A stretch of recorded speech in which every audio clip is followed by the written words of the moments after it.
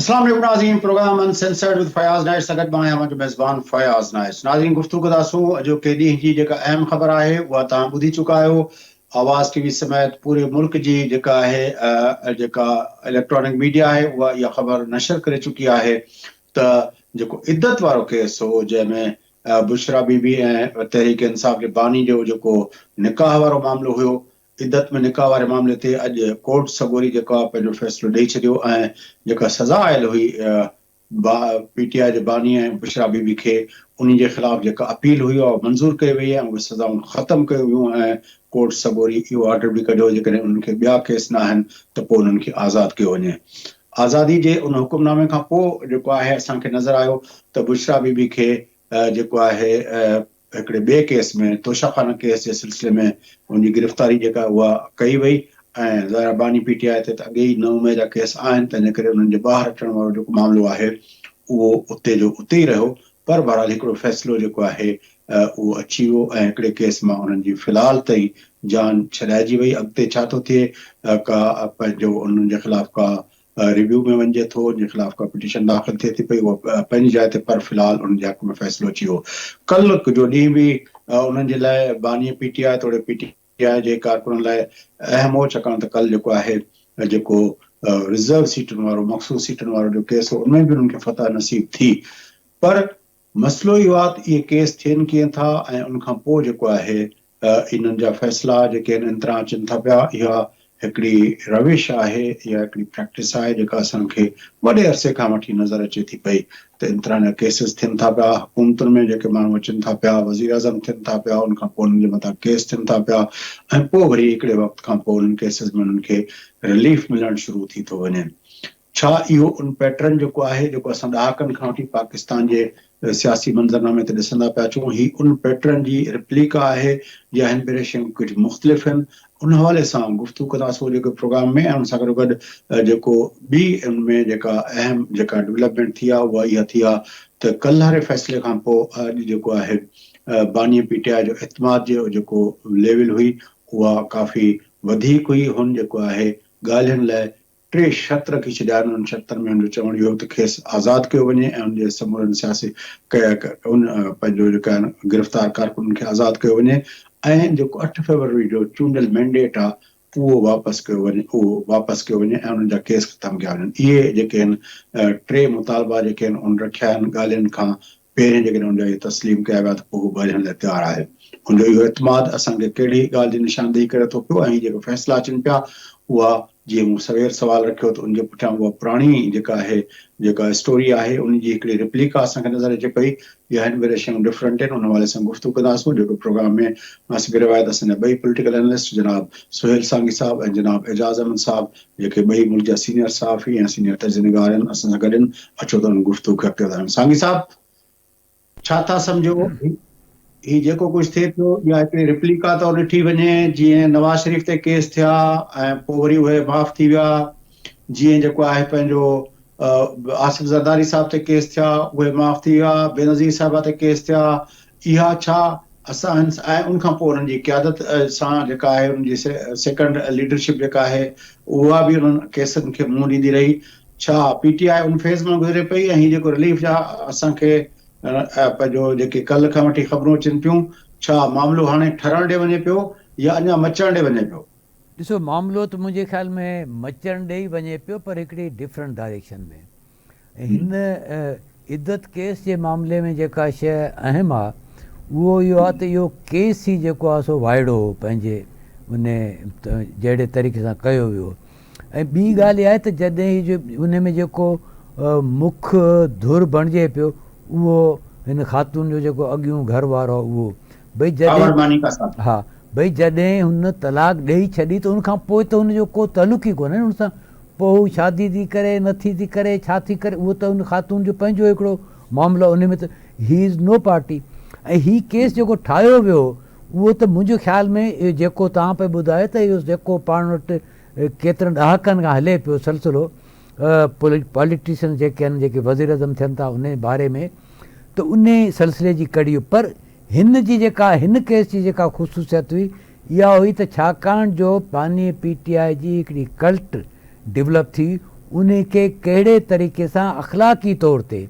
उन खे ख़राबु कजे, उनजे प्रोफाइल खे ख़राबु कजे। उन खाते में त भई हीउ ॾिसो हिन छा कयो आहे, जेको मतिलबु पाकिस्तान जहिड़े मुल्क में ऐं जेको पाण जेकी सोसाइटी आहे उन में ऐं जिते जेतिरो हिते वधीक मज़हबी फ्लेवर आहे उन में उनजो इहो त इहो उन सां नुक़सानु पहुचंदो, पर थियो ई कोन।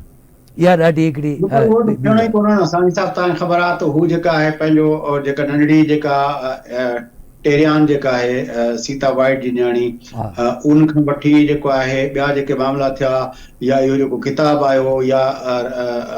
जेका रियाम ख़ान जो किताबु आयो, उन खां पोइ हिकिड़ो ॿियो किताबु आयो, केस ठाहिण वारनि जी बेवकूफ़ी हुई, पर उन्हनि जे पोयां जेको आइडिया हो उहो इहो। अदरवाइज़ मत त इहो त को केस बीहे कोन। प्लस इहो त ख़ुदि इहो केस बाक़ी मतिलबु त मुल्क में जेके बि औरतूं आहिनि ऐं उन्हनि खे जेकॾहिं का अहिड़े प्रॉब्लम में अचनि थियूं, उन्हनि खे ॿीहर शादी जे लाइ वञनि थियूं, त उन जे लाइ वॾो प्रॉब्लम थींदो न। थी त बेसिकली जेको विमेन राइट्स आहे, बल्कि असांजी आबादी जे अधु हिसे जे ख़िलाफ़ु हुयो न। त इहो आउं सम्झां थो ॾाढो ठीकु थियो, ऐं इहो देर आहे दुरुस्त आहे वारी ॻाल्हि आहे। ऐं आईंदह जेको आहे मुंहिंजो ख़्यालु आहे त जेके केस ठाहिण वारा आहिनि उहे घटि में घटि अहिड़ियुनि शयुनि खां पासो कनि त चङी ॻाल्हि आहे। त हिकिड़ो मतिलबु तव्हां सम्झो था त कलोके फ़ैसिले खे ऐं अॼोके फ़ैसिले खे जुदा जुदा करे ॾिसणु घुरिजे, या इहो जुडिशरी जे अंदरि हिकिड़ो पैटर्न तौरु ॾिसणु घुरिजे? ॾिसो, ही छाकाणि जो गॾु बि आहे ऐं अलॻि बि आहे। गॾु इन सेंस में त भई इहो ॾेखारियो वियो आहे त तव्हां जेकॾहिं हिन खे जेको जंहिंखे चइबो ज़ाती तरह सां उन ते जेको उनजे प्रोफाइल ते सेक हिकिड़ो हमिलो थियल आहे, उन खे बि तव्हां ठीकु न पिया सम्झो। प्लस इहो त पॉलिटिकली जेके शइ आहिनि उहे बि ठीकु न आहिनि। त अदालत उनखे इहो मतिलबु त उहे उन पासे वञी बीठी आहे। एजाज अहमद साहब, आपकी तरफ आते हैं। शहर इक़्तिदार में ये कल से जो कुछ हो रहा है हमारी अदालतों की तरफ से, शहर इक़्तिदार उसको किस तरह देख रहा है और आपका तज्जिया क्या है? देखिए, एक तो ये बहुत स्टनिंग है बहुत सारे लोगों के लिए, खास तौर पर कल का फैसला, क्योंकि जो फैसला था उसमें प्रेयर तो ये थी नहीं कि पीटीआई को सीटें दी जाएं। पीटीआई फरीक भी नहीं थी, फरीक थी सुन्नी ताज काउंसिल, और उसकी इस्तदा ये थी कि ये जो बंदरबाट हो गई है नून लीग, पीपल्स पार्टी, जेयूआई वगैरह में, ये नहीं होनी चाहिए, और अगर सीटों पर हक है तो वो सुन्नी ताज काउंसिल का हक है। सारा मुकदमा इसके गिर्द घूम रहा था। लेकिन बाद जो जज हजरात हैं उन्होंने उस मुकदमे को घुमा कर जो है उसमें पीटीआई को एंटर किया और सीटें पीटीआई का नाम कर दी। ये स्टनिंग सिचुएशन है। लेकिन आज का जो फैसला था उसमें पीटीआई वाले तो कल से बगले बजा रहे थे, क्योंकि वो ये कह रहे थे कि फैसला हमारे हक में आएगा, और उनको वो 100% श्योर थे, ये बात तो तय है। लेकिन बात ये है कि ये जो इद्दत क्यों थे, उनका केस मजबूत था, जिस तरह सांगी साहब कह रहे हैं कि केस बनाने वालों ने एक कमजोर केस बनाया था, या उनको कहीं से ये जो अंपायर की उंगली जो है उसका इशारा मिल गया था? देखिए, मैं इसी तरह जानिब आ रहा हूँ। अब ये जो जज होता है डिस्ट्रिक्ट एंड सेशन जज, इसकी तो सारी तरक्की जो है वो मुलवस होती है या डिपेंड करती है हायर जुडिशरी की रिपोर्ट्स पर। तो हायर जुडिशरी का जो मूड है, एक तो डिस्ट्रिक्ट एंड सेशन जजेस वो देखते हैं, नंबर 1। दूसरा ये है कि अगर मैं शहबाज शरीफ साहब की जगह हूँ तो आप यकीन करें मैं अपनी पूरी कानूनी टीम को फारिग कर देता, क्योंकि उन्होंने केस जिस तरह से बनाया, जिस तरह से लड़ा, वो ये लगता था कि ये विंडिकेशन हो रही है और ये केस नहीं लड़ा जा रहा। अगर आपको ये केस लड़ना था तो देखे ना, बुनियादी सवाल ये था कि अगर ये जो निकाह हुआ है, अगर पहला निकाह जो मुफ्ती सईद ने बताया फलां तारीख को हुआ, अगर वो दुरुस्त था तो फिर दूसरे निकाह की क्या जरूरत पड़ गई,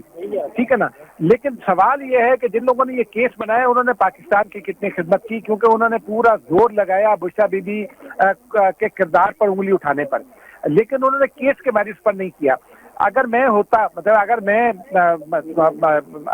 at the helm of affairs होता, तो मैं ये हिदायत करता कि अगर ये केस बनाना बहुत ज़रूरी है तो फिर आप इसके लिए इस्लामी नज़रियाती काउंसिल से राय ले लें, और इस्लामी नज़रियाती काउंसिल की राय में फेडरल शरीयत कोर्ट से एक डिसीजन ले लें। सेशन जज को क्या पता है इस्लामी कवानीन का। और फिर दूसरी बात ये है कि ये जो वाकई जो इद्दत जैसे मसाइल हैं, ये तो तय करना, जब ये अगर ये दीन ने ये तय कर दिया है कि औरत की गवाही इस पर फाइनल होगी, तो क्या ये जो अटॉर्नी जनरल से लेकर मुकदमा लड़ने वाले वकील तक थे, इनको ये नहीं पता था कि औरत की गवाही इसमें फाइनल है? तो फिर ये तो सारा स्टेट के रिसोर्सेज ज़ाय किए, स्टेट का पैसा ज़ाय किया गया, रियासत का मजाक बनाया गया और उसके बाद मुकदमा भी हार गए। यानी आपने खाया पिया कुछ नहीं, गिलास तोड़ा 12 आने। तो कहीं ना कहीं उसका एहतसाब जरूर होना चाहिए कि हम ये साबित करते हैं बार बार तारीख लेकिन में। आप कहते हैं कि ये शहबाज शरीफ और उसकी टीम को आप गिला कर रहे हैं, लेकिन ये केस वाकईतन शहबाज शरीफ और उसकी टीम का बनाया हुआ था या किसी और जगह से ये जो स्ट्रिंग्स थी वो अपना हिलाई गई थी? शहबाज शरीफ साहब की टीम में लोग रोजाना बैठकर जब ये कह देते हैं कि वो ये आपका लाडला और आप इसको संभालें, वो किसको कह रहे होते हैं? तो क्या वो ये नहीं कह सकते हैं कि जी अगर आप ये केस चला रहे हैं जिस पर भी उन्होंने उसको कहना है, तो वो ये उनको नहीं कह सकते कि आप ये केस चलाना चाहते हैं तो मत चलाएं, या प्राइवेट महफिलों में आप इनको नहीं समझा सकते कि ये केस जो है वो सियासी बुनियादों पर केस बना लगता है, आप इसको ना समझाएं। ये हमारे सियासतदानों का भी अलमिया है कि अगर कोई और उससे जो अहम बात की है ना, वो अपना सांघी साहब ने अहम बात की है कि जब अपना एक आदमी जो मुद्दई बना इस केस का, उसका तो जब उसने तलाक दे दी तो फिर तो उसका कोई रिलेवेंस ही नहीं बनता ना कि वो अब इद्दत के अंदर निकाह करती है खातून या नहीं करती हैं, कुछ भी करती हैं। जब उसने तो उसको अपना वो कर दिया तो उसके बाद तो ज़ाहिर है उसका कोई ताल्लुक नहीं बनता। नहीं, उसकी रेलिवेंस बनती है क्योंकि वो उन बच्चियों का बाप है जिन बच्चियों की माँ बुशरा बीबी है। तो ये कह देना कि उनका रेलिवेंस नहीं बनती, मेरे ख्याल में ये इसलिए दुरुस्त नहीं है क्योंकि वो पाकिस्तान का जो सोशल स्ट्रक्चर है उसको उस कॉन्टेक्स्ट में उन बच्चियों को बहुत कुछ चीज़ों का सामना करना पड़ता है। लेकिन उस आदमी को भी ये सोचना चाहिए कि वो ये मामलात अगर प्राइवेटली हल कर लेता या कहीं से खामोशी से फतवा लेता और बुशरा बीबी को भिजवा देता तो वो ज्यादा मुनासिब होता बनिस्बत। अच्छा, जो सवाल मैंने किया था अपना सांघी साहब से कि ये कल के और आज के फैसले को एक जुडिशरी के पैटर्न के तौर पर देखा जाए या समझा जाए कि ये फैसला, ये केस कमजोर था और उस वजह से हुआ है, और कल जो था वो सुप्रीम कोर्ट के अंदर वैसे ही काफी अरसे से हमें एक डिवाइड नजर आती है जिस खलीज को काजी फायज साहब ने पुर करने की कोशिश की, लेकिन वो फिर वो जो है वो जख्म कर फिर अपना एक मरतबा फिर वो जो है हरा हो गया। जी, मैंने बिल्कुल इब्तिदा में सोहेल सांघी साहब की राय से मुकम्मल तौर पर इत्तफाक किया है क्योंकि और साथ में ये भी समझता हूँ कि जो डिस्ट्रिक्ट एंड सेशन जजेस हैं वो कमज़ोर होते हैं क्योंकि उनकी तरक्की हाई कोर्ट के जजेस या की जो है ना रजाबंदी पर मुनहसर होती है। अब अगर हाई कोर्ट का एक मूड है तो डिस्ट्रिक्ट एंड सेशन जज जो है उस मूड के खिलाफ नहीं जा सकता, अगर सुप्रीम कोर्ट का एक मूड है तो डिस्ट्रिक्ट एंड सेशन जज उस मूड के खिलाफ नहीं जा सकता। तो मैं ये समझता हूँ कि ये केस इनका बनता ही नहीं था, ये केस बनता भी फायदा। अच्छा, आज ख्वाजा आसिफ साहब जो है उसने एक लंबी चौड़ी प्रेस कॉन्फ्रेंस कर डाली है कल के फैसले के हवाले से, और उसने जो है वो पाकिस्तान का जुडिशरी का जो नंबर है वो अब कितने 124वें नंबर पर है पाकिस्तान की जुडिशरी, उसको कोट किया और फिर कहा कि जुडिशरी अपना रुतबा बढ़ाने की बात करे, और फिर उसने केस के हवाले से आइन के आर्टिकल जो है वो गिनवाया कि वो रीराइट करने की कोशिश की गई है, और फिर कहा गया कि आइनी इदारों के फैसलों को, क्योंकि इलेक्शन कमीशन एक आइनी इदारा है, उसके फैसले को वायलेट किया गया है, पेशावर हाई कोर्ट एक आइनी इदारा है, उसके फैसले को नल एंड वाइड करा दिया गया, और फिर कहा गया कि वो जो आइन रीराइट करना पार्लियामेंट का काम है उसको जो है वो किया गया, अपना उसके डोमेन के अंदर घुस के उसको रीराइट करने की कोशिश की गई। फिर ये भी कहा गया कि वो इलेक्शन अपना एक्ट जो है उसके अंदर जो पार्टी की इलेक्शन का मामला है उसके हवाले से भी उसने बात की कि उस कानून को जो है वो नल एंड वाइड करा दिया गया। लेकिन उसके अलावा जो उसने बात की वो ये बात की कि जो अहम बात है मेरे ख्याल में बहुत ही अहम बात है कि अब हम जब 62-63 की बात करते हैं उसमें अमानत और सदाकत और इसकी बात करते हैं तो कुछ लोगों ने, जिन लोगों ने एफिडेविट दिया है, हलफनामा जमा कराया है कि वो सुन्नी इताअत काउंसिल के मेंबर हैं, लेकिन हमारी कोर्ट कहती है कि नहीं वो सुन्नी इताअत काउंसिल के मेंबर नहीं है, अब उनको जो है वो एक नया हलफनामा जमा कराएंगे और वो जो है वो पीटीआई के रुकन बन जाएंगे। तो एक आदमी एक ही वक्त में हलफनामा जमा कराता है अपना सुन्नी इताअत काउंसिल का, फिर वो कोर्ट उसको कहती है कि तुम दूसरा हलफनामा जमा करा के पीटीआई के हो जाओ, तो ये हलफ की फिर क्या हैसियत रह जाती है हलफनामे की? क्या मैं समझता हूँ कि इसको तो सुप्रीम कोर्ट ने जब वो बनी गाला का घर रेगुलराइज कर दिया था और कराची का जो नस्रा टावर था उसको गिरा दिया था उस वक्त ही इसको मुअत्तल कर दिया था। लेकिन सुप्रीम कोर्ट हो या कोई दीगर अदारे हों, बदकिस्मती ये है कि 62-63 का हमेशा सिलेक्टिव इस्तेमाल हुआ कुछ लोगों के खिलाफ, ये बड़ी एक बदकिस्मती है। लेकिन ये बात दुरुस्त है, मैं ख्वाजा आसिफ की इस बात से इत्तेफाक भी करता हूँ कि आइन के बहुत सारी शिकों को रीराइट कर दिया गया, लेकिन खाली यही इशू नहीं है। जजीद ने बारहा ये कहा कि जनाब हमारे फैसले की जो है ना वो गलत तशरीह की गई, यानी वो इलेक्शन कमीशन को ये कह रहे हैं कि आपने आइन की खिलाफ वर्जी की। लेकिन जो सुप्रीम कोर्ट का फैसला था उसकी रोशनी में जो तशरीह पिशावर हाई कोर्ट ने की, तो इसका मतलब ये है कि पिशावर हाई कोर्ट ने भी फिर आइन की खिलाफ वर्जी की। तो फिर पिशावर हाई कोर्ट के वो जजेस जिन्होंने आइन की खिलाफ वर्जी की है, तो ये क्या जवाब है कि फिर वो अपने ओहदों पर पिछले 24 घंटे से बरकरार हैं? उनके खिलाफ भी फिर ये कार्रवाई होनी चाहिए आइन तोड़ने के इल्जाम में, क्योंकि पीटीआई तो ये कह रही है कि जनाब चीफ इलेक्शन कमिश्नर इस्तीफा दें और वज़ीर आज़म इस्तीफा दें, लेकिन पीटीआई में ये जरूरत नहीं है हो रही है कि वो कहें कि जी पिशावर हाई कोर्ट के भी वो जजेस जो हैं वो भी इस्तीफा दें। ये प्रॉब्लम है हमारे यहाँ कि हम सिलेक्टिवली चीजें करते हैं, और जब सिलेक्टिवली चीजें करते हैं तो नया बोरान जता देते हैं। प्रेस कॉन्फ्रेंस पंहिंजो आसिफ जी तव्हां ॿुधी, ख्वाजा आसिफ साहब कलो के फैसले जे हवाले सां जेका तफ़सीली ॻाल्हि ॿोल कई आहे उनमें हुन जेके इतराज़ उठाया आहिनि, मतिलबु पहिरियां असांखे पीटीआई जेका आहे ऐं बानी पीटीआई खां वठी समूरा पीटीआई वारा चवनि पिया त हीअ जेका अदलिया आहे उनजे ख़िलाफ़ आहे, पोइ चीफ जस्टिस खां वठी उन ते एतिराज़ हुया, पर हाणे उहो बॉल जेको आहे टेबल टर्न्स थी वियूं आहिनि। हाणे हुकूमत जेका आहे उहा अदलिया जे मथां आङुरियूं पियो खणे, ऐं अॼु ख्वाजा आसिफ बाक़ाइदा इहो चयो त असांजी अदलिया जो हाल इहो आहे, 124 नंबर ते आहे। मतिलबु हुन सॼी जुडिशरी जे अॻियां हिकिड़ो क्वेश्चन मार्क खड़ो पंहिंजो साम्हूं आणे बीहारियो आहे त असांजी जुडिशरी जेका आहे उहा उनजी छा सूरत हाल आहे। ऐं उनखां पोइ हुन तफ़सील जा फ़ैसिले जे हवाले सां जिते जिते हुनखे लॻो आहे, हुनजो बकौल हुजे जिते जिते हुनखे लॻो आहे त हुते वायलेशन थी आहे आइन जे कहिड़नि नुक़शिकनि जी ऐं पंहिंजो कहिड़नि कहिड़नि कानूननि जी, किथे किथे हुनखे लॻो आहे। तव्हांजो छा ख़्यालु आहे हुन सॼे मामले ते? ॻाल्हि इहा आहे त इहो ॾाढी अजीब ॻाल्हि आहे त जेकॾहिं जुडिशरी या को बि इदारो जेकॾहिं तव्हांजे ख़िलाफ़ थो बीहे त पोइ उन जो तव्हां वटि नंबर घटिजी थो वञे त 124 नंबर ते दुनिया में हीअ आहे, ऐं न त पोइ तव्हां उन ते ॻाल्हायो कोन्ह था, न त उनखे तव्हां बहितर करण जी कोशिशि बि कोन्ह था करियो। उनखे बहितर बनाइण जा ॿिया इलाही सारा फोरम मौजूदु आहिनि, उन्हनि कॾहिं तव्हां इस्तेमालु ई कोन्ह कयो। त तव्हां त सॼो अरसो जेको बि गुज़ारियो पिया उहो इहो त भई ठीकु आहे, मिड़े असांजो वक़्तु चङो गुज़री वञे, उनखां पोइ जेको थिए उहो दुनिया ॼाणे, दुनिया जो कमु ॼाणे। त उन में त मुंहिंजे ख़्याल में इहो चवणु बिल्कुलु ग़लति आहे। हा, जेको अदलिया जे तरफ़ां फ़ैसिलो आयो आहे उन में इलाही शयूं तनक़ीद करण जहिड़ियूं आहिनि जेके बहितर करण जूं आहिनि। मिसाल जे तौर ते इहो त भई कल्ह ताईं त उन्हनि खे चयो वियो तव्हां जेको हल्फिया बयानु ॾियो त भई तव्हां सुन्नी तहरीक जा, हाणे चयो त तव्हां पीटीआई जा, इहो हिकिड़ो ॿुधाए त हिकिड़ो बज़ाहिरी प्राइमी फैसला बि इहा ॻाल्हि जेका आहे सा ठीकु कोन्ह थी लॻे। ॿी जेका ॻाल्हि अहम आहे उहा ॾाढो तव्हांखे इन में नज़र रखणु खपे ॿिन्ही इन्हनि फ़ैसिलनि ते, इन जी टाइमिंग। हिन खां अॻु में गुज़िरियल हफ़्ते जॾहिं पाण ॻाल्हायोसीं पिए ऐं हुन खां अॻे हफ़्ते, तॾहिं इहो त पीटीआई जेका आहे उन जे अंदरि ग्रुप बंदी पई थिए, पोइ हीअं पियो थिए, पोइ फलाणो ग्रुप आहिनि, पोइ हीअ पियो थिए, पर हाणे उहो सॼी ॻाल्हि हिते अची बीह रही आहे। माना त हाणे पीटीआई एज़ इफ टुटण ॾे न पई वञे, जेको सभई तजिया निगारनि वॾनि वॾनि जेके शींहं मुड़ुसनि उन्हनि बि इहा ॻाल्हि कई पई, त हाणे त बिल्कुलु उनजे उबतड़ ॻाल्हि बीठी आहे भई पीटीआई हाणे इन फ़ैसिले सां मुकमिल तौर ते मतिलबु त जेके चइबो सिंगल मेजॉरिटी पार्टी, छो त हिन वटि पीएमएल लार्जेस्ट सॉरी त पीएमएल वटि आहिनि 108, हिननि वटि आहिनि 114, त अहिड़े तरीक़े सां मतिलबु त उहा उनजी पोज़ीशन बीहे थी। ऐं पोइ ज़ाहिर त इन में जेको major role again Peoples Party जो बीहे थो उहो ॾिसूं कहिड़े पासे हिते, उहो हिकिड़ो अञा बि हिकिड़ो ॿियो हिकिड़ो खातो आहे। पर हिन फ़ैसिले जे हवाले सां ऐं इन ते जेका ख्वाजा आसिफ साहब जेका ॻाल्हि कई आहे उहा मूंखे हुनजी फ्रस्ट्रेशन लॻे थी,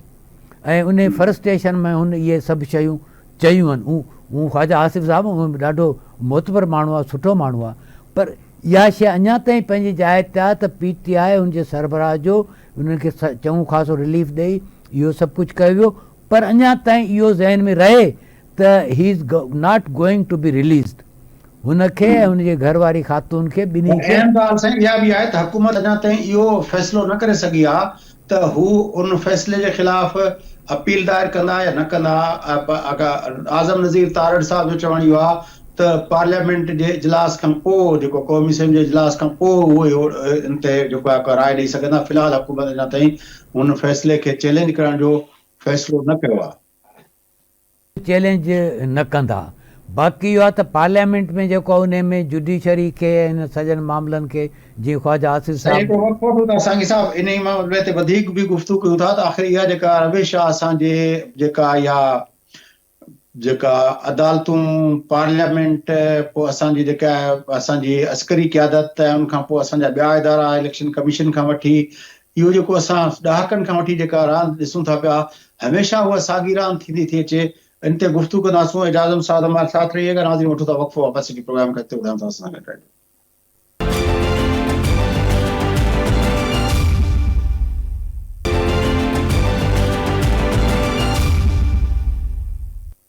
वेलकम बैक नाज़रीन। प्रोग्राम जे सिलसिले खे अॻिते वधायूं। गुफ़्तगू हलंदड़ आहे मुल्क जे सियासी मंज़रनामे ते। तहरीक इंसाफ़ खे कल्ह हिकिड़ो रिलीफ मिलियो अदालतुनि जे पारां ऐं मख़सूस सीटुनि ते जेको आहे उन्हनि जो जेको केस हुयो जेको असुल में सुन्नी इताद काउंसिल जो जेका पिली हुई उन जे बुनियाद ते असांजी सुप्रीम कोर्ट जे जज साहिबान जेको आहे जी अक्सर जेका आहे उन जेको फ़ैसिलो ॾेई छॾियो त उहे सीट्स जेके मख़सूस सीटूं जेके आहिनि उहे सुन्नी इताद काउंसिल जे बजाए पीटीआई खे ॾिनो वञे। सुन्नी इताद काउंसिल में जेके पीटीआई जा मेंबर आहिनि उहे समूरा पीटीआई जा काउंट कया वञनि। पीटीआई हाणे हिकिड़ी पार्लियामानी पार्टी तौरु सुप्रीम कोर्ट जे ऑर्डर ते उनजो हिकिड़ो वजूद जेको आहे उहो क़ाइमु थी चुको आहे।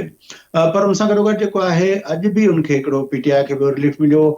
जेको इद्दत दौरान निकाह वारो जेको केस हुयो उन हवाले सां अॼु असांजी अदालत सबूरी हिकिड़े जेका आहे उनमें जेको आहे बानी पीटीआई ऐं बुशरा बीबी जूं जेके अपीलूं हुयूं सज़ा जे ख़िलाफ़ उहे मंज़ूर करे वरितियूं ऐं उन्हनि खे आज़ादु करण जो हुकुम ॾेई छॾियो। बहरहाल ॿिन्ही जी आज़ादी कान थी सघी छाकाणि ॿियनि केसिस में बुशरा बीबी खे पंहिंजो तोशाखाना केस में ऐं बानी पीटीआई त अॻे ई 9 मई जा केसिस आहिनि। उन हवाले सां जेको आहे उन्हनि जे लाइ अपील बि कई वई। अॼु पंहिंजो दरख़्वास्त दाख़िल कई वई लाहौर हाई कोर्ट जे अंदरि त उन जी प्री अरेस्ट बेल थी वञे उन्हनि केसनि में, पर उहा लाहौर हाई कोर्ट जेका आहे उहा रद्द करे छॾी। हिन वक़्तु छा इहो जेको सॼो मंज़रनामो आहे हिकु तरफ़ असांजूं अदालतूं बीठियूं आहिनि ऐं उहे जेका रिलीफ 2 ॾींहंनि खां वठी जेके मिलिया आहिनि, ॿिए तरफ़ असांखे जेका आहे इहो बि हिकिड़ो वाज़े मैसेज अचे पियो त उनखे आज़ादु करणु थियणु न ॾिबो। हिकिड़े केस मां जेकॾहिं रिलीफ पंहिंजो उनमें अदालतूं उनखे को उन जे फेवर में फ़ैसिलो ॾियनि थियूं त ॿिया केस ठही था वञनि ऐं ॿियनि केसनि में गिरफ़्तारी थी वञे। त इहो जेको सिलसिलो आहे त छा हिन वक़्तु जेका इहा टग ऑफ वार तेज़ थी वई आहे उन जे अचानक तेज़ थियण में जेको जुडिशरी वारो पार्ट हुयो उनजो जेको रोल हाणे ठहियो आहे गुज़िरियल 2 ॾींहंनि जे अंदरि जेको हिकिड़ो सेंस ठहे थो पियो या हिकिड़ी जेका फील वई आहे पूरे मुल्क जे अंदरि वो उन्हीं के पुठियां क्या सबब है। एजाज अहमद साहब क्या असबाब समझते हैं कि जुडिशरी की तरफ से इन 2 दिनों के अंदर जो हमें मैसेजेस मिल रहे हैं कि वो शायद हमारी इस्टेब्लिशमेंट की लाइन को टो नहीं कर रही? देखिए, मैं नाइक साहब ये समझता हूँ कि एक ज़माने में 2011-12 की बात है, एक बड़े एंकर ने एक निजी महफिल में गुफ्तगू करते हुए कहा था कि अब हम भी सिस्टम के स्टेक होल्डर हैं और अब एस्टेब्लिशमेंट और हुक्मरानों को हमसे भी बात करना होगी। अब वही आलम जुडिशरी का दिखाई देता है कि वो कल का फैसला हो या आज का फैसला और उससे पहले खत लिखने का मामला जो कुछ भी है, और वो दबाव जब लेना होता है जजेस ने दबाव लेकर फैसला वो कर देते हैं, उस वक्त उनको कोई ख्याल नहीं आता, लेकिन जब जरा सी कोई और बात हो जाए तो फौरन जब उनका ज़मीर जाग गया तो ये हैरानी की बात है मेरे लिए। लेकिन ये पैगाम है पिंडी के लिए भी कि सिस्टम के स्टेक होल्डर जितने आप हैं उससे ज़्यादा बड़े हम हैं। अब अगर आप कोई काम करना चाहते हैं तो हमसे बात करें। मेरे नज़दीक एक तो ये पैगाम है। दूसरा ये है कि हमारी जुडिशरी का अल्लाह के फजल करम से पिछले 70 साल का रिकॉर्ड है, वो जस्टिस मुनीर से शुरू करने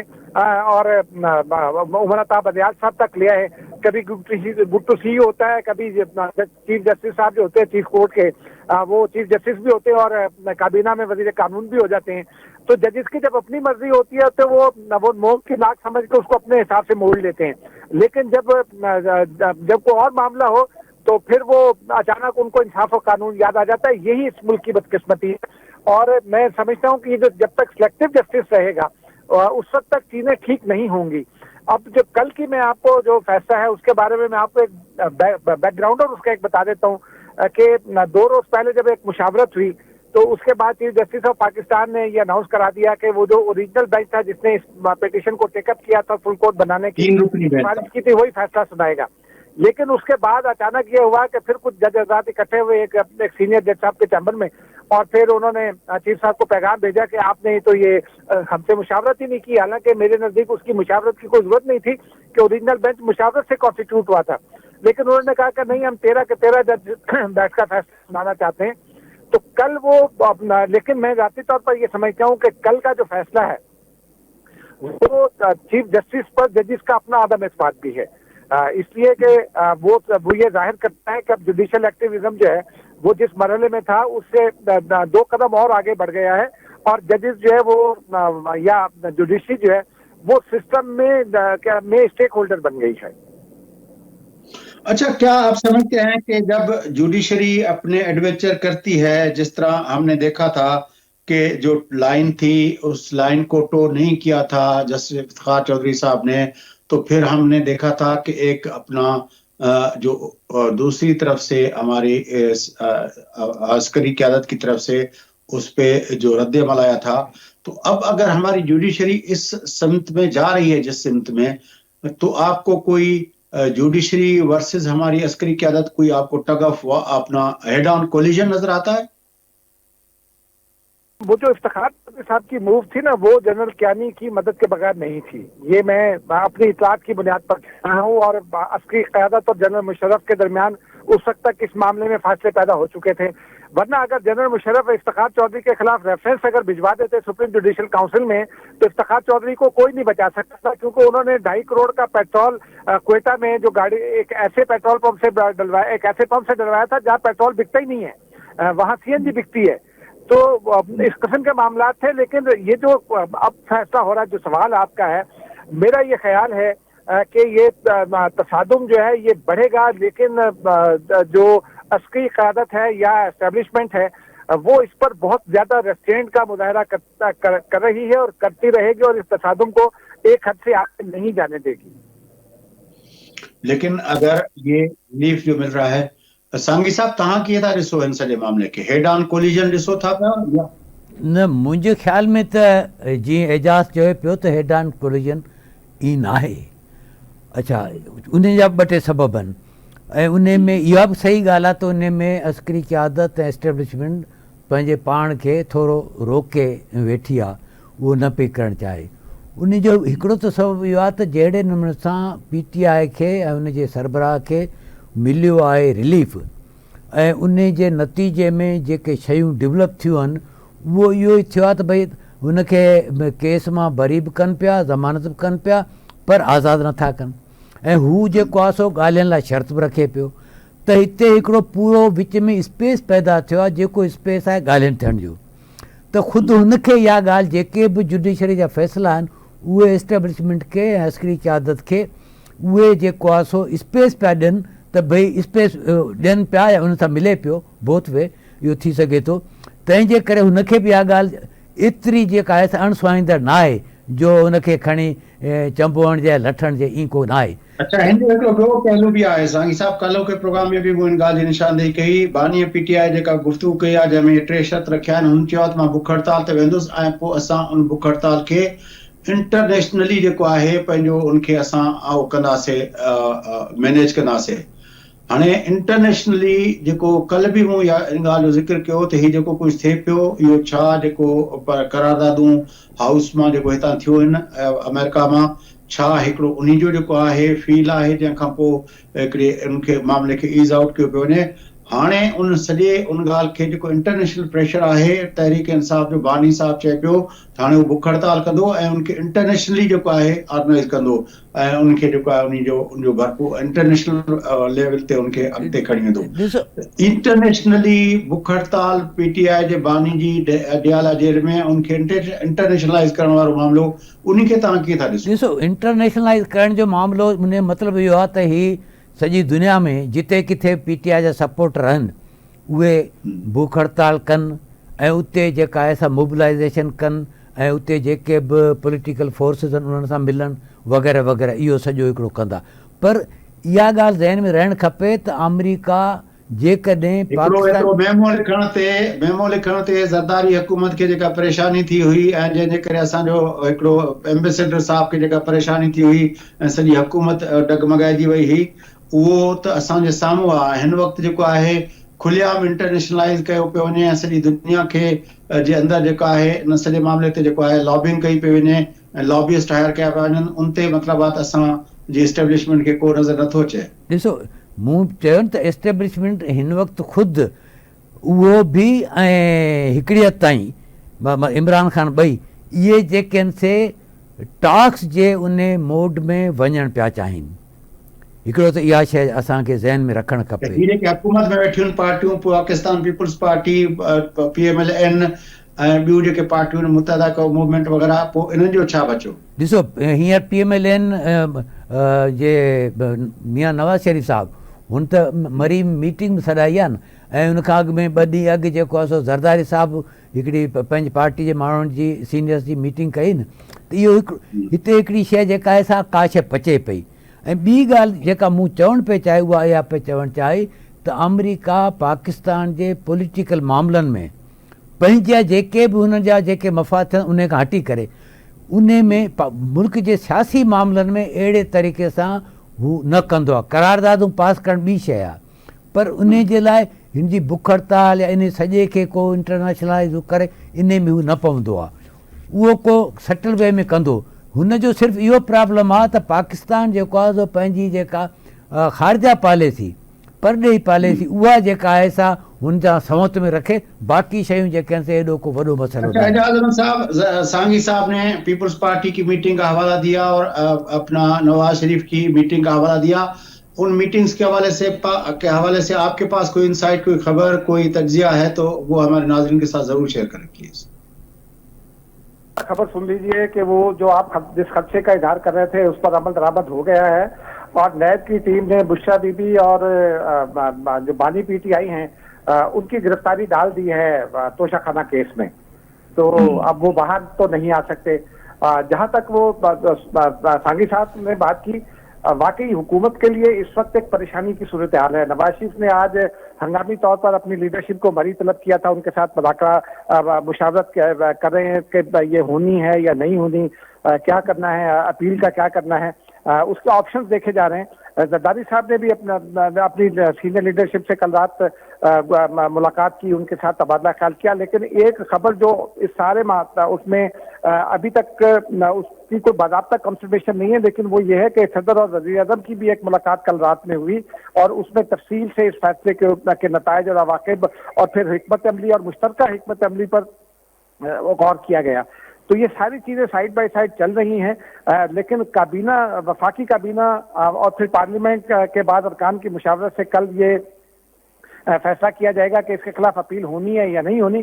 क्योंकि ये देखा जाना है कि अपील अगर इस फैसले के खिलाफ करनी है जो गुज़िश्ता रोज का सुप्रीम कोर्ट का है, तो उसकी सूरत हाल क्या होगी, क्योंकि उसमें कौन से नकात ऐसे हैं जो उठाए जाएंगे, और फिर अगर वो टेक्निकली तो वो 11 और 2 का फैसला है, क्योंकि 11 जजेस ने सीटें PTI को देने की हिमायत की है। तो इस तरह हुकूमत के हाथ बंधे हुए हैं। मैं ये समझता हूँ कि हुकूमत के हाथ बांध दिए हैं सुप्रीम कोर्ट के कल के फैसले ने, लेकिन अब इनको पॉलिटिकली इनसे निपटना होगा हुकूमत को, और वो पॉलिटिकल स्टेप्स जो हैं वो इतनी मुशावरत के जरिए शायद सामने आएंगे। दूसरी कानूनी राय हुकूमत के पास कोई नहीं है। आपने हमें टाइम दिया, आपकी बड़ी मेहरबानी साईं सोहेल सांगी साहब, तव्हांजी वॾी मेहरबानी। नाज़रीन, गुफ़्तगू तव्हां ॿुधी मुल्क जो सियासी मंज़रनामो हिन वक़्तु हिकु दफ़ो ॿीहर उनजे अंदरि हमेशह गर्मी रहे थी, पर उहा जेका हीट आहे उहा थोरी तेज़ आहे अॼुकल्ह, ऐं ईंदड़ ॾींहं जेके आहिनि उहे यकीनी तौर ते ॾाढा अहम आहिनि। जेके मीटिंग्स थियनि पियूं, पीपल्स पार्टी जी मीटिंग जो रेफरेंस तव्हां ॿुधो, PMLN जी मीटिंग, ऐं ॾिसे त ईंदड़ ॾींहंनि में